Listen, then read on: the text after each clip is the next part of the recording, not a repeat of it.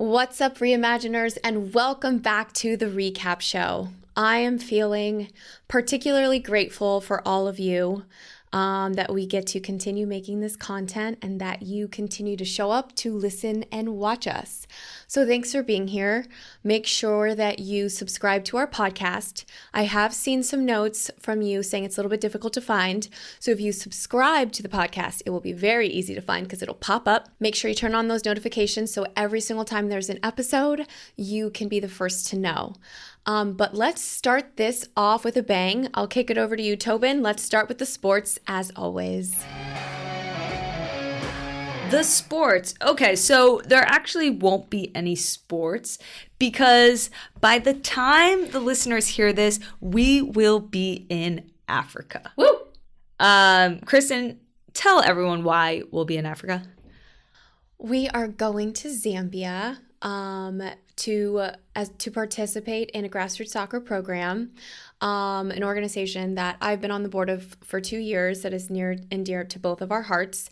Grassroots soccer uses the power of sport to unite and empower young people, and in particular give them access to health resources, and in particular HIV prevention and AIDS prevention. So we are going to be on the ground at a site in Lusaka, Zambia, and we can't wait to share that story with you all and learn and grow as humans.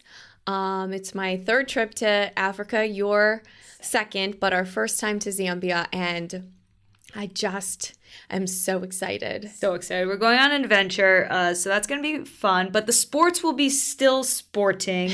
And we wanted to make sure that we bank some content for you because we knew that you would be devastated if there wasn't any. Therefore, we wanted to remain with the spotlight on women's sports and continue the important conversations that we have here on the Recap Show. So you're welcome, and let's get into the daily discussion. Today's daily discussion will be about the NWSL Expansion Draft. What's expansion, you ask? Well, next season there will be 2 new NWSL teams coming into the league. They are Bay FC and Utah Royals. And those 2 teams need players. Well, where are they going to get players? They are going to get them from the current teams. And the way that they do that is through an expansion draft. So This kind of sounds like Hunger Games in a way, you know? Like we're setting the stage for the Hunger Games.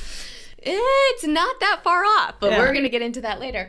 So each team gets to select a group of players to protect, and everybody else is up for the draft. And this is happening on December 15th, and each team get to pick 12 players, and we'll see what happens. Everybody's lives and livelihoods are up for grabs. Yeah, I think we're actually starting to see the effects of like the expansion happening currently with some trades going around, some spots being thrown around. I know a lot of teams, they try to protect as many players as possible. So there's what Kristen Press would call masterminding going on. Is that how you say that word? Everyone else try to say that word. Masterminding. Of course you can say it. Only the masterminds can. Anyways, that's happening. And honestly, I think this is where GMs get very clever on how to protect their core base of players. While also we know during this time that there's a big shakeup in the league. Yeah, and we have both played various roles in various expansion drafts. Tobin, how does it feel as a player during expansion draft season? Well, I guess everybody's kind of at different parts, right? Sometimes players are really excited about it. Sometimes players want to move. Like, I know that's a little crazy, but sometimes players, new markets emerge that maybe they're from, they have some affinity to, and they're like, I want to get picked up by them. Oh, I love that. So sometimes it can be a good thing. Okay, that makes sense. Obviously, the most recent expansion draft was Angel City and San Diego Wave, 2 great markets where I'm sure a lot of players were very excited to go. And when it's not those sometimes, what do you think? So then there's kind of the very opposite of that, where maybe there's a player that has signed a long-term contract with a club has invested time there, has put down roots there, and they are left unprotected and therefore could be picked up. And I think there's a little bit of a chicken and egg that happens where clubs play some games seeing which players they can leave unprotected and still kind of have the feeling that they won't get picked. Yeah, so that's actually a key point. When a team is protecting their players, they're also trying to figure out what the other team is looking for. And in my sense, never having been someone who's known what's happening in an expansion draft really before, all the deals are made before the actual expansion day, or so many of them are made. And so, you know, that day is just the execution. But basically right now what's happening is all the deals, all the trades that I'm sure everybody's seeing. And yeah, I think this whole American sports market culture is something I'd love to dive into a little bit. Yep. I mean, I think first and foremost, we have to say, like, this is not how European soccer and soccer globally really is looked at. This is very much a copy paste of American sports leagues, football, basketball, et cetera, et cetera. And it creates a very odd environment and culture in our league. Obviously, the MLS is built in a similar way. But I think my issue with our league being based off those leagues is multifaceted. But one big problem that I think when it comes to just like reallocating or the way that players are moved around and traded around, it doesn't work for this league because the players aren't getting paid enough. And I'm sure I've said this to you 100 times, Tobin, because I care about this a lot. I think, you know, you can just imagine for a player on a tens of millions of dollars a year contract gets traded to make tens and millions of dollars somewhere else, and they have movers and they have to tell their family, like, sorry, sad, I know you had friends and maybe our kids are in school, but the transition is quite easy. And you're thinking about making a short-term sacrifice in where you live for making a lot of money. When you're talking about the NWSL, you're talking about players living in often in team housing, which is not always great. Below average housing. You're talking about, you know, getting some sort of trade stipend where you have to like figure out how to move all your stuff, get out of leases. You really can't afford. Often players cannot afford to make long-term leases because they might get traded and they can't pay for that lease and also get traded and have to pay for a different lease. And so the financial restrictions on our lives are much more severe than it is on other leagues. And that has a great implication on how trades and expansion drafts feel. Yeah, you hit the nail on the head. The biggest problem for me, and people will always say, oh, this is sports. This is how sports are. And I don't think there's any sympathy when we're talking about these, you know, tens of millions dollar contracts, right? That's sports. Somebody would say, I'll move for however much money. And like, yeah, it is sports, but it's also people. And that takes like an emotional cost, right? And it is hard. It's hard to join new teams, fit into new styles, make new friends, go through the process of finding a place to live. Like, these are all things that you have to do on top of playing your job, which is strictly a performance job. It's not like a job where you get to like, it's not a desk job where you kind of just like sit down and you do your work. It's like you immediately get sent somewhere and you have to step on the field and you have to perform. And I love that you brought that up. Actually, Lauren Cheney Holiday just wrote a post about this when her husband Drew got traded. And the larger sentiment of the post, which I thought was so beautiful, was like, we're humans too. And sometimes when you talk about athletes and trades and ownership, it feels like we're livestock just being like moved around. Yeah. But to that point is like, you do have people that invest deeply in their communities. And that's a big part of, for them, playing in a city is actually becoming a part of that city. And that's what clubs are built on. They're built on tradition and heritage and care, deep care and love of cities. Where you kind of lose that connection between clubs and cities is when players become so transient and playing in a city, it doesn't mean anything to you. That city, those people, they don't mean anything to you. If you're just going somewhere for a paycheck, does the badge on your chest really mean as much? So I think that it's multifaceted, right? It can be a great thing moving to a new team, a new franchise. Look, these first players on these teams like Bay FC and Utah Royals, these are going to be the first players ever at these franchises. The foundational work, like the responsibility of that, is fun. It's exciting. They should have immense pride in that. Like, you get to, from day one, set the standards at a club. And that's exciting. You got to do it at Angel City. I got to do it at Portland. And forever, like, those are places that will forever be like ingrained deeply on our hearts. Yeah, I really appreciate that point, and I don't relate at all because LA is so dear to my heart, and I am so invested in this community. And I'm lucky because obviously I played all over the world before I got to make it home. But it definitely feels like when I got to become Angel City's first player, it was like too good to be true. I kept saying that. This is too good to be true. But why is it too good to be true? I think that there's a big push from players and our Players Association in this collective bargaining negotiation for free agency, because I really think it has to do with like a little bit of autonomy, and especially as our league grows and salaries grow and players have a more financial liberation and financial power. I think in the process, having a little bit of power over where you play and where you live and what that looks like is like a really important piece, because obviously the finances aren't where they need to be. But to get back to the expansion draft, you have been picked up in an expansion draft, and I am very, very aware that this was a hard moment in your life. And Tobin is doing us a very rare favor and agreeing to share a little bit about how that experience was for you. Yeah, I think like enough time has passed where I feel like the trauma is deep, far enough down that I feel like I could probably talk about it.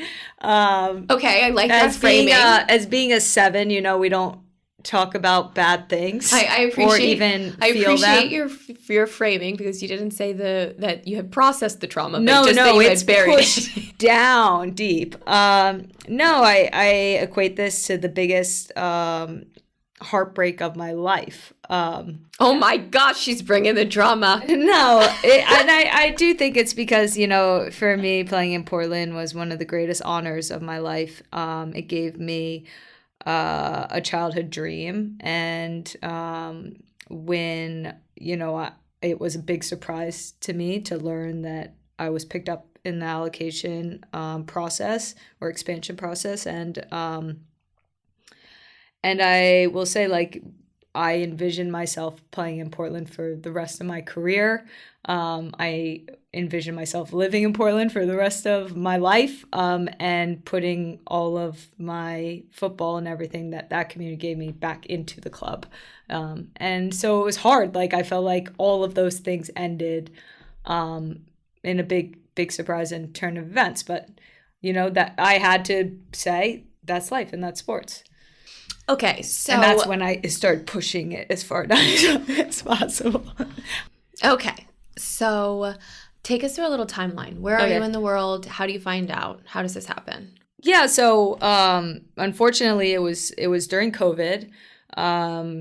You and I had actually made a decision to go over to Manchester United to be able to continue to play football at a time when football was scary.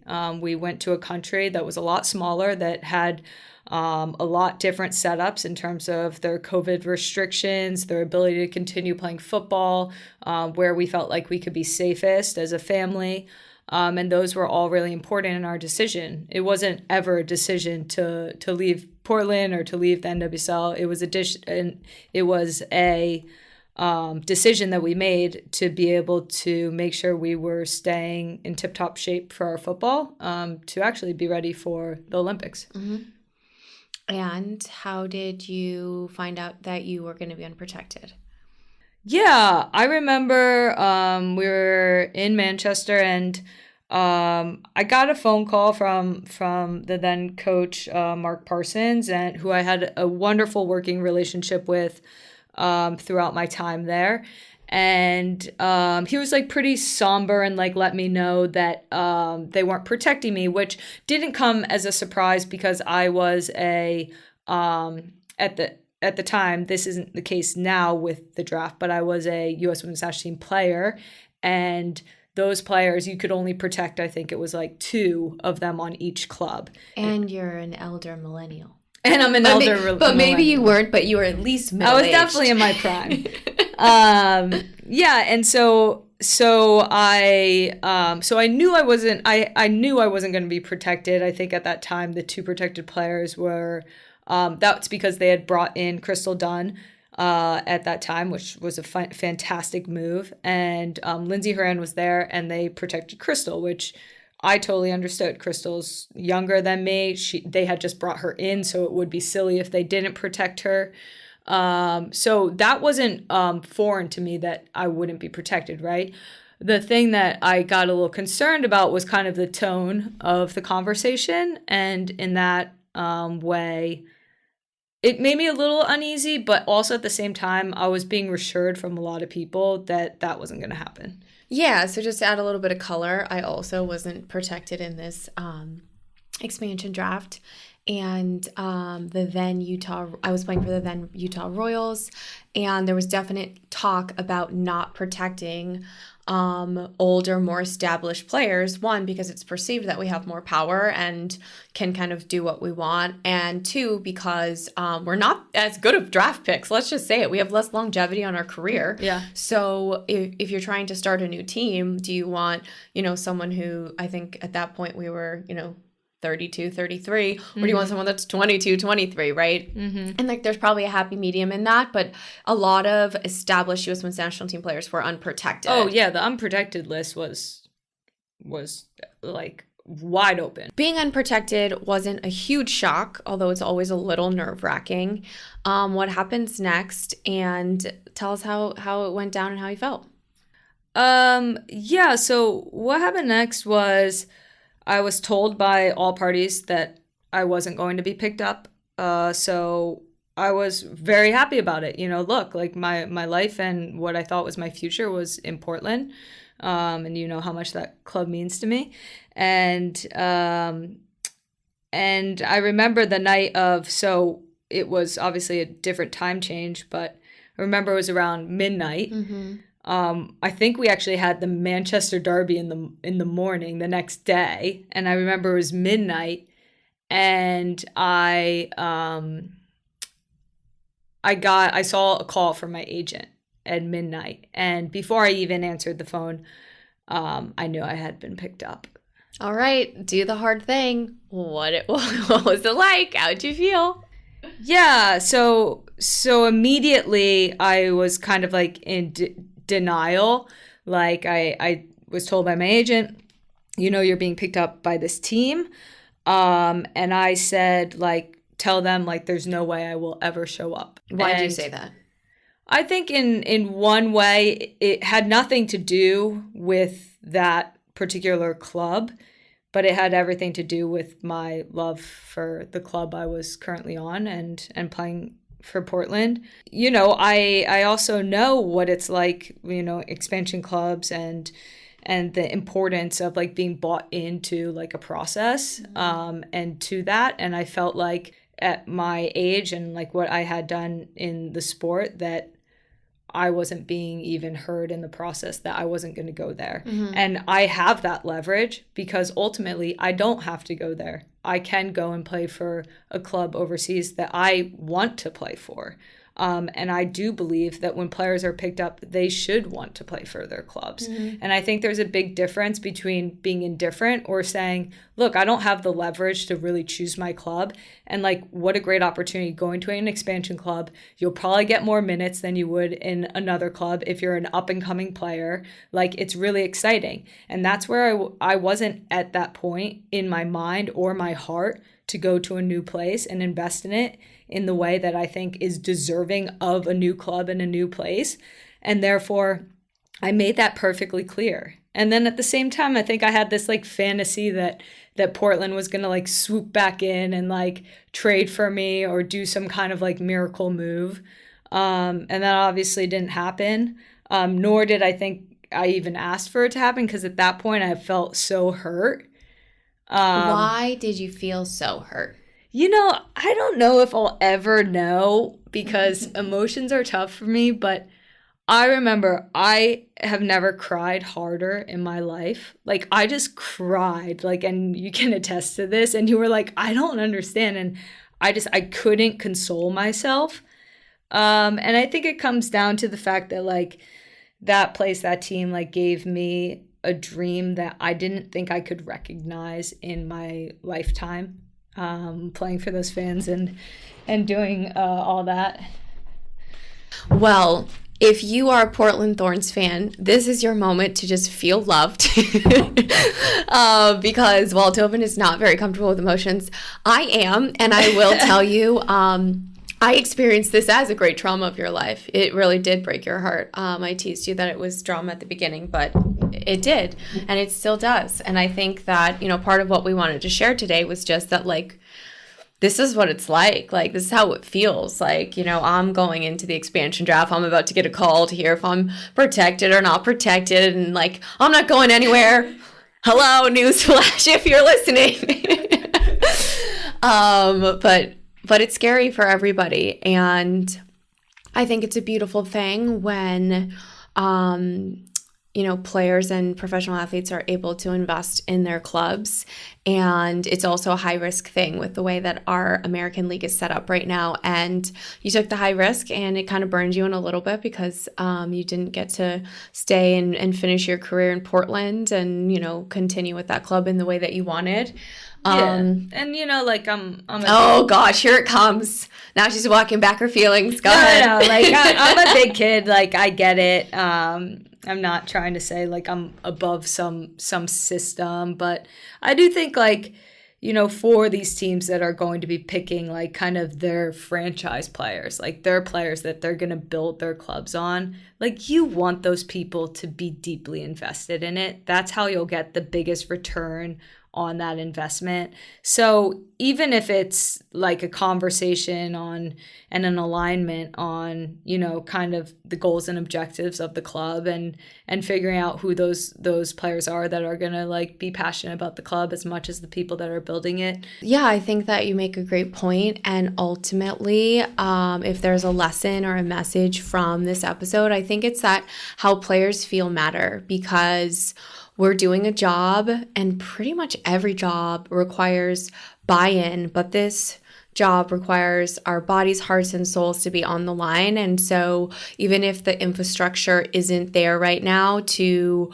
really prioritize the way players feel, like, let's all go above and beyond to make sure that when people are being relocated or picked up or traded, that everybody's protected and that we treat people like full humans and understand and have hard conversations. And I think if we all do that in all of our walks of life, we'll be better for it. Sometimes the hard conversations are the most important ones, and they hurt and they're awkward while you're having them, but they protect and prevent a lot of trauma in the long run. And so I think we're here to reimagine the business of women's sports, and I think this is a big part of it. And I think that trading, expansion drafts, the college draft is coming after this. It has great implications on our business, on the structure and ultimately the quality of the football. And that all really matters.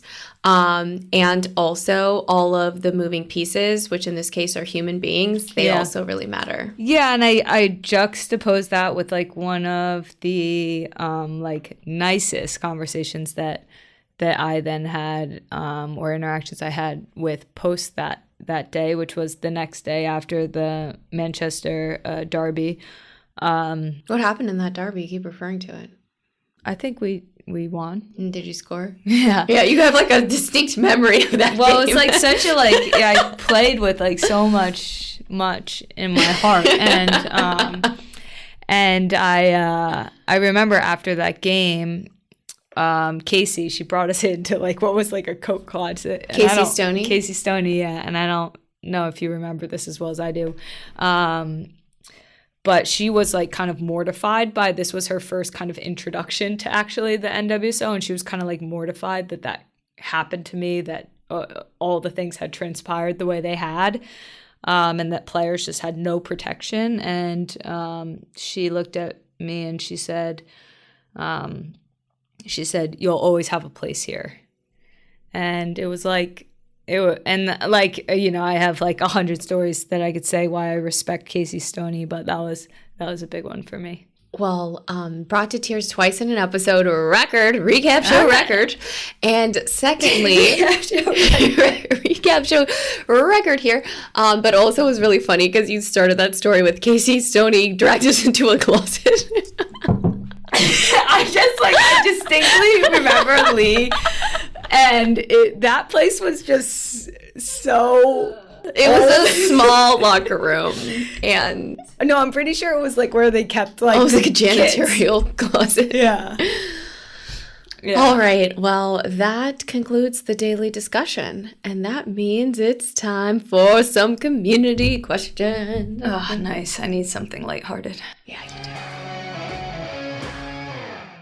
Now it's everybody's favorite segment, community questions. As always, I'll start. Abby asks, what's your favorite condiment?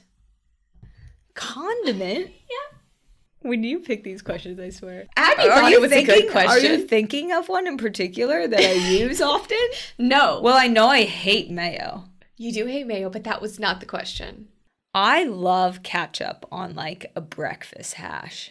You do like ketchup. I think probably the most used condiment is probably, I love soy sauce. I love salt.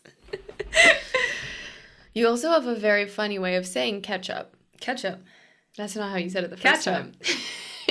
Wait, it's not right? Ketchup? Ketchup. Ketchup. Wait, did you always know this about me? Not really. Just now, as I say it? Like, that's wrong, because I never talked about ketchup. Sounded Jersey. Okay, so Karina asked, who procrastinates more? Oh, you picked it. Karina, I saw your question, and I laughed so hard because prior to taping this episode, we got to the planning of the segments and trying to figure out what we were talking to, and it led to a wee bit of a tiff here, the Press Heath household, because your host, Tobin, is a dreadful procrastinator. And honestly, now that I am speaking out loud, Karina, you must have known the answer to that. Because there's just like no chance that you thought I was a procrastinator. It was a crazy question because as we were going through these community questions, it was almost like she was here with us right before we started filming. Yeah, it's like our mics were on and it was live. And when I saw that question, I was like, I just have to ask it. I like to just think of myself as it just doesn't take me very long to do things. Okay, that's not true at all. You don't like to think of yourself that way, and you aren't that way. But what is true is that you like to think it's because you live with present moment awareness. So that would have been a good thing for you to say. Yeah. Hard to argue with it, except for then when you're in that present moment, you better be prepared. I get the thing done when it needs to get done, not when I'm doing other things. Your next question is from Lily D. If you were to get a tattoo, what would it be? Lily D. Ooh. It would probably, well, first off, I don't have any tattoos. And I think there's something cool about that because I think before, like, when tattoos first started, now that I know the history of tattoos, which I don't, but like I used to think it was like kind of counterculture to like get tattoos, right? It was like, this like rebellious thing. I'm gonna like tap my body. Tap my body. Who says that? But then like I kind of was like, and this is how Tobin thinks. Then I was kind of like, everyone that is doing that, I think it's cool to not have tattoos. Anyways, so you're counterculture. I'm counterculture. Like that's like how my mind goes. And then I would say, but not cancel culture. I won't say it's not cool to have tattoos, like, but I will say I think it's also cool to not have tattoos. And you can be a rebel and not have tattoos. And the second thing I would say, I do think about getting a tattoo.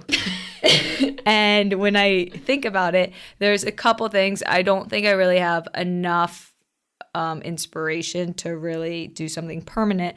But I have a couple like themes in my life. One is the number 7 and one is the Ace of Spades. Nice. So a little combo situation. There would be something like that. Great. Well, this community questions segment's going so poorly. I'm going to name it Community Questions Gone Wrong. Oh my gosh, great segment. Okay, you ready for yours? Yep. Time to redeem our community questions. Okay. Laura K. said, Kristen, since your true calling was to be a dancer, would you ever consider going on Dancing with the Stars? Laura K. Yes, I would consider going on Dancing with the Stars.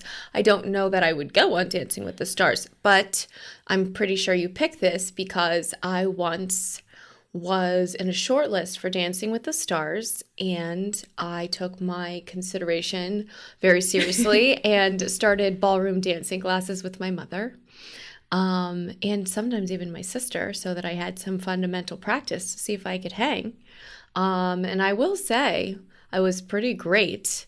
The biggest fear would be having to dance in heels. So I think if I ever were to go on Dancing with the Stars, I would have to figure out a way to avoid that.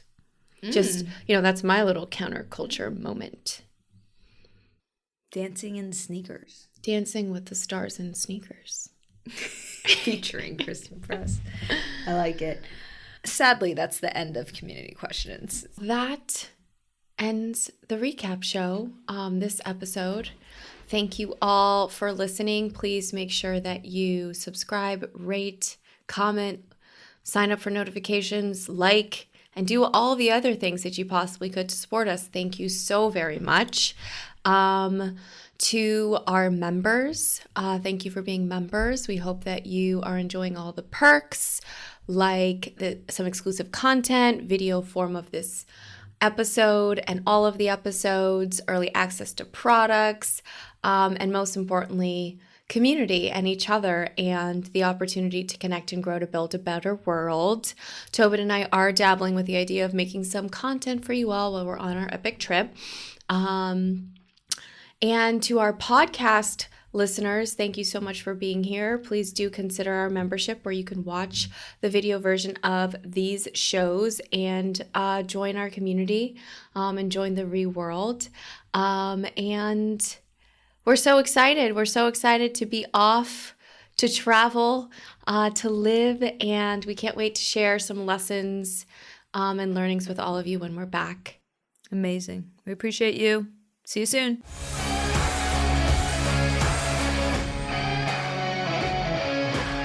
The Recap Show is a Re-Inc. original series, produced in partnership with HeadGum Studios. If you believe in what we're building and love this show, the most important thing you can do is follow or subscribe. Hit the plus sign on Apple Podcasts, Spotify, or wherever you get your podcasts. Please leave us a review and share the show with a friend. We are so grateful. The Recap Show is executive produced by Tobin Heath, Kristen Press, Shane Romani, and Jamie Friedman. For HeadGum Studios, The Recap Show is brought to life by supervising producer Katie Moose, associate producer Ali Khan, video engineer and editor Rochelle Chen, Motion graphics, Eddie Ramos. Thank you.